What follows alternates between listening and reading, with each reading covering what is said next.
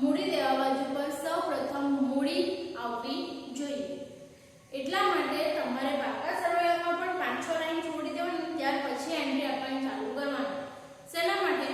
મૂડી માટે આપણે જગ્યા રાખીશું।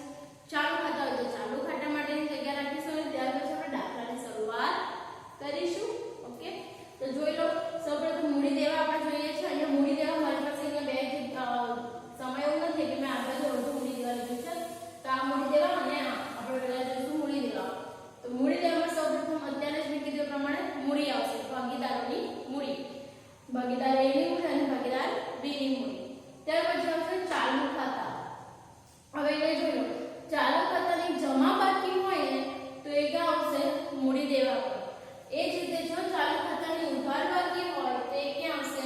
મિલકત લેણા। એટલે તમારે આ યાદ રાખવાનું છે, ચાલુ ખાતાની ઉધાર બાકી એટલે મિલકત લેણા, ચાલુ ખાતાની જમા બાકી એટલે મૂડી દેવા। મિલકતોની હંમેશા કઈ બાકી હોય? ઉધાર બાકી। તો એટલા માટે ચાલુ ખાતાની ઉધાર બાકી એ મિલકત લેણા પર આવે અને દેવાની હંમેશા જમા બાકી હોય, એટલા માટે મૂડી દેવા એ જમા બાકી મૂડી દેવા બાજુ પર આવશે। ખ્યાલ આવી ગયો?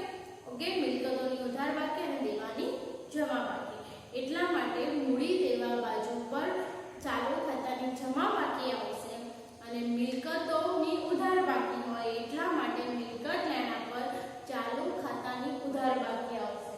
આટલો કોન્સેપ્ટ ક્લિયર થઈ ગયો હશે? ઓકે, ચાલો તો ખાસ કરીને ફ્રેન્ડ્સ તમે જે સ્ટુડન્ટ કરતા છે ત્યાં જ રહે કે જમા બાકી, ચાલુ ખાતાની જમા બાકી ક્યાં દર્શાવવાની અને ચાલુ ખાતાની ઉધાર બાકી ક્યાં દર્શાવવાની। તો હવે યાદ રહી ગયું ને? ફક્ત એટલું યાદ રાખો કે મિલકતોની ઉધાર બાકી હોય, મિલકતોની કઈ બાકી હોય? ઉધાર બાકી, અને દેવાની જમા બાકી। તો જોઈ લો, મિલકતોની ઉધાર બાકી એટલે ચાલુ ખાતાની ઉધાર બાકી મિલકત લેણા પર આવશે। જોઈ લો, ચાલુ ખાતાની ઉધાર બાકી મિલકત લેણા પર, અને દેવાની જમા બાકી એટલે ચાલુ ખાતાની જમા બાકી એ આવશે મૂડી દેવા પર। તો આ જો તમે યાદ રાખશો તો તમે યાદ રહી જશે। ખ્યાલ આવી ગયો? ચાલો, તો ત્યાર પછી એના પછી આપણે જોઈશું અનામત। ફર્સ્ટ આપણે જોઈશું હવે મૂડી, ત્યાર પછી ચાલુ ખાતાની બાકી, ત્યાર પછી આવશે અનામત। અનામતો કઈ કઈ આવે? તો સામાન્ય અનામત, મૂડી અનામત અને અન્ય અનામત। સામાન્ય અનામત, મૂડી અનામત અને અન્ય અનામત, જે પણ કઈ અનામત આવી હોય એ બધી કોઈ પણ અનામત એ હંમેશા ક્યાં આવે? મૂડી દેવા બાજુ પર। બિનચાલુ જવાબદારી, બિનચાલુ જવાબદારી, બિનચાલુ એટલે શું? બિનચાલુ જવાબદારી એટલે કે લાંબા ગાળાની જવાબદારીઓ, બરાબર ને? ચાલુ જવાબદારી એટલે ટૂંકા ગાળાની અને બિનચાલુ એટલે લાંબા ગાળાની જવાબદારીઓ। લાંબા ગાળાની જવાબદારી એટલે શું? કે જેનો સમયગાળો 1 વર્ષ કરતા વધુ હોય તો એવી જવાબદારીને લાંબા ગાળાની જવાબદારીઓ કહેવાય, અથવા તો એને બિનચાલુ જવાબદારીઓ કહેવાય। એટલે 1 વર્ષ કરતા વધારે તો તમારે છે ને જે પણ કઈ દેવા હોય તે જોવાનું કે આ દેવું લાંબા વર્ષ કે ટૂંકા વર્ષ છે। ખ્યાલ આવી ગયો? પણ અહીંયા તમારે અત્યારે કોઈ હેડિંગ આપવાની જરૂર નથી, એટલે ટૂંકમાં તમારે યાદ રાખવું કે દેવા એ હંમેશા મૂડી દેવા પર આવે। તો જો બિનચાલુ જવાબદારીનો કોનો સમાવેશ થાય? તો બેંક પાસેથી લીધેલી લોન, બેંક પાસેથી આપણે લોન લઈએ એ કઈ 1 વર્ષથી નથી લેવાના, આપણે લાંબા સમય માટે લઈશું એટલે બિનચાલુ કહેવાશે। અન્ય નાણાકીય સંસ્થા પાસેથી લોન, આપણે કોઈ પણ લોન લઈએ તો એ લાંબા ગાળા માટેની છે। મિત્રો પાસેથી લોન, ભાગીદારની લોન, ટૂંકમાં લોન એ બધી ક્યાં આવશે? બિનચાલુ જવાબદારીની અંદર। ત્યાર પછી આવશે બીજું ચાલુ જવાબદારી। ચાલુ જવાબદારી કે જેને ટૂંકા ગાળાની જવાબદારી કહેવાય, જેનો સમયગાળો 1 વર્ષ કરતા ઓછો હોય તેને ચાલુ જવાબદારી કે ટૂંકા ગાળાની જવાબદારી કહેવાય છે। તો ચાલુ જવાબદારીનો કોનો સમાવેશ થાય? તો bank overdraft, BOD, bank overdraft તમને અગાઉના વિડીયોમાં સમજાવી ગઈ છું। આપણો નફા નુકસાન ખાતાનો નમૂનો એ જે વિડીયો મેં બનાવ્યો છે એ વિડીયોની અંદર બેંક ઓવરડ્રાફ્ટ મેં તમને સમજાવેલું છે। ઓકે, તો આજે હું તમને ખાલી ડાયરેક્ટલી શોર્ટમાં કહી દઉં છું। પહેલા વિડીયોમાં મેં વિસ્તારથી સમજાવેલું છે, એટલે બેંક ઓવરડ્રાફ્ટ શું છે નહીં ખબર હોય તો મારો નફા નુકસાન ખાતાનો જે નમૂનાવાળો જે વિડીયો છે એ વિડીયો તમે જોઈ લેજો તો તમને ક્લિયર થઈ જશે। તો બેંક ઓવરડ્રાફ્ટ એટલે શું? કે બેંક આપણને વધારાના જે નાણાં ઉપાડવાની પરમિશન આપે તો એને બેંક ઓવરડ્રાફ્ટ। ટૂંકમાં સમજી લો કે મારા ખાતાની અંદર 10,000 છે અને મને 20,000 ની જરૂર છે, તો બેંક મને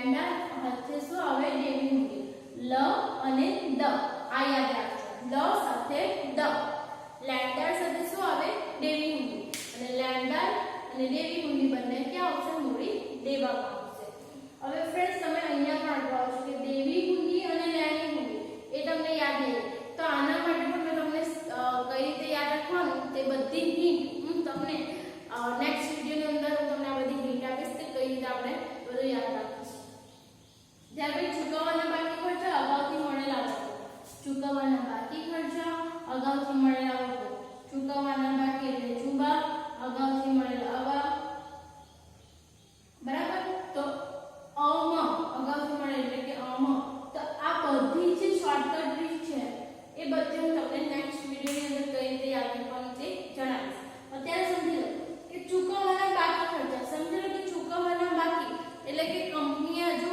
ખર્ચા ચૂકવવાના બાકી છે તો કંપનીના માટે શું કહેવાય દેવું કહેવાય એટલા માટે મૂડી દેવા કરાવશે ત્યાર પછી અગાઉથી મળેલા આવકો અગાઉથી આવક મળી જાય એટલે સમજી લો કે કંપનીને અગાઉથી આવક મળી છે તો એ બધી જ આવકો એ કંપની માટે અત્યારે શું કહેવાય દેવું જ કહેવાય ને પહેલાથી મળી ગયું હોય બધી આવકો તો એ કંપની માટે શું કહેવાશે દેવું ઓકે હવે આ ચૂકવવાના બાકી ખર્ચા અગાઉથી મળેલા આવકો પછી મળવાની બાકી આવકો બરાબર ત્યાર પછી અગાઉથી ચૂકવેલ ખર્ચા આ બધા જે તમારે જે શબ્દ છે તે સમજવા હોય તો તમે મારો ધોરણ 11 અકાઉન્ટનો ચેપ્ટર નંબર 1 પારિભાષિક શબ્દ એ વિડિયો તમે જોઈ લેજો એટલે તમને આ બધા જ કોન્સેપ્ટ ક્લિયર થઈ જશે કારણ કે આ બધા જ કોન્સેપ્ટને મેં ધોરણ 11 માં ધોરણના જે વિડિયો છે ચેપ્ટર 1 અકાઉન્ટનો પારિભાષિક શબ્દો એ મેં એકદમ વિસ્તારપૂર્વક અને ખૂબ જ સરળ ભાષામાં મેં શીખવાડ્યું છે એટલે જો તમને ખ્યાલ ન હોય અને તમને સમજવું હોય કે આ કઈ રીતે છે અને કઈ રીતે યાદ રાખવું હોય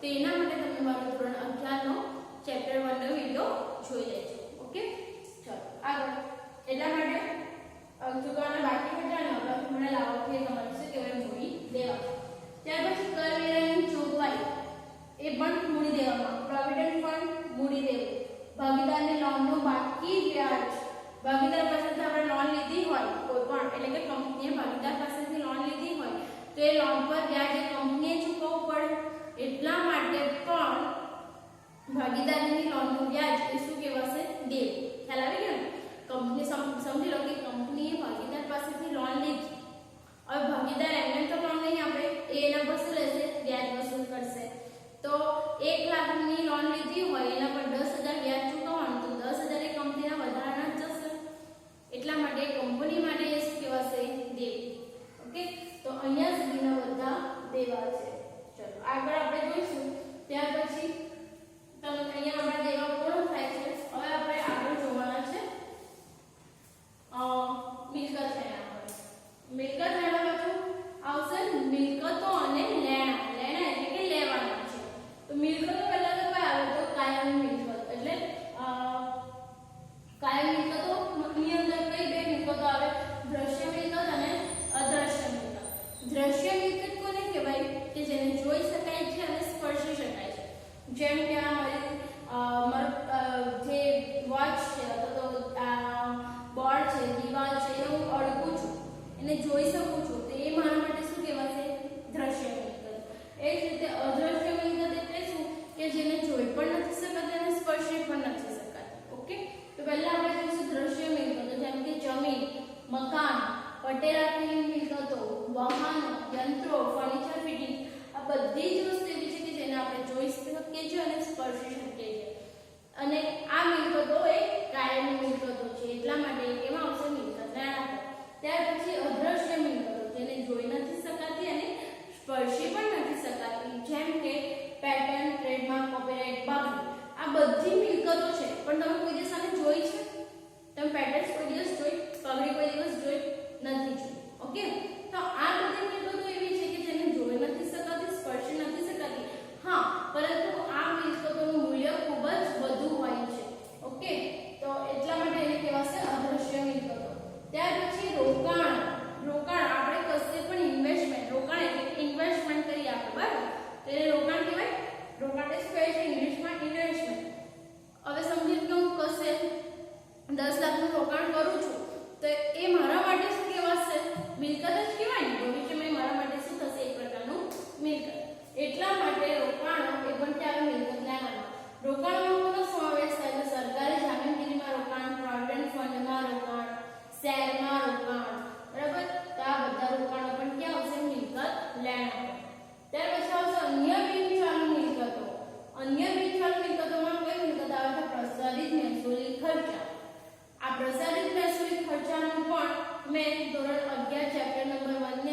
ખૂબ જ સરળ રીતે સમજાવેલું છે, એટલે તમારે સમજવું હોય તો એ વિડીયો તમે જોઈ લેજો. ઓકે, નેક્સ્ટ મિલકત જાણવા પર જોઈશું ચાલુ મિલકતો. અત્યાર સુધી આપણે જોઈ બિન ચાલુ મિલકતો. હવે જોવાનું છે ચાલુ મિલકતોમાં કયો આવે? આખરનો સ્ટોક. આખર સ્ટોક કોઈ પણ છેવટનો સ્ટોક, કોઈ પણ છેવટનો સ્ટોક હંમેશા ક્યાં આવે? મિલકત લેણા પર. જેમ કે આખર સ્ટોક હોય, સ્ટેશનરી સ્ટોક હોય, તે બધો જ છેવટનો સ્ટોક હંમેશા ક્યાં આવશે? મિલકત લેણા પર. ત્યાર પછી દેવાદાર લેણી, જે રીતે અહીંયા આપણે જોઈ ગયા લેણદાર દેવી હુંડી, એ જ રીતે અહીંયા દેવાદાર લેણી હુંડી. એમાં યાદ રાખીશું દ સાથે લ. જે રીતે અહીંયા યાદ રાખ્યું કે લ સાથે દ, એ જ રીતે પહેલામાં યાદ રાખવાનું છે દ સાથે લ. બરાબર? આ પણ હું તમને નેક્સ્ટ વિડીયોમાં ક્લિયર કરાવી દઈશ. ત્યાર પછી રોકડ શિલ્લક, બેંક શિલ્લક, એ પણ ક્યાં આવશે? મિલકત લેણા પર. રોકડ શિલ્લક તમારા હાથમાં જેટલા પૈસા હોય, જેમ કે અત્યારે મારા પર્સની અંદર 5000 છે, તો એ મારા માટે શું કહેવાશે? મિલકત.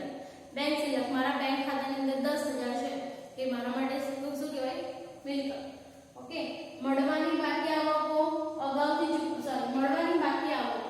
મળવાની બાકી આવક એટલે શું? કે મારી કંપનીએ હજુ 5 કે 6 કર્મચારીઓ કંપનીએ હજી 5 કે 6 વ્યક્તિઓ પાસેથી નાણાં લેવાના છે, તો એ કંપની માટે શું કહેવાશે? મિલકત. એ જ રીતે ધીરેલી લોન, ધીરેલી કે જેને કહેવાય આપેલી લોન. કંપનીએ કોઈને લોન આપી, સમજી લો કે કંપનીએ ભાગીદારને લોન આપી, તો ગમે ત્યારે ભાગીદારે કંપનીને પૈસા ચૂકવવા પડશે, એટલા માટે એ કંપની માટે શું કહેવાશે? મિલકત. ત્યાર પછી અગાઉથી ચૂકવેલ ખર્ચા. અગાઉથી ચૂકવેલ ખર્ચા, કંપની અમુક એવા ખર્ચા છે જે આખા વર્ષના ખર્ચા પહેલાથી જ કંપનીએ ચૂકવી દીધા છે, તો એ કંપની માટે ફિલહાલ શું કહેવાશે? મિલકત.